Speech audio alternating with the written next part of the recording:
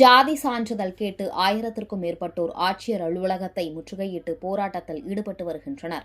ராமநாதபுரம் மாவட்டத்தில் வசிக்கும் காட்டுநாயக்கர் சமூகத்தினர் 50 ஆண்டு காலமாக கோரிக்கை விடுத்தும் ஜாதி சான்றிதழ் வழங்காததை கண்டித்து பள்ளிகளை புறக்கணித்து மாணவ மாணவியர்களுடன் ஆட்சியர் அலுவலகத்தை முற்றுகையிட்டு போராட்டத்தில் ஈடுபட்டு வருகின்றனர்.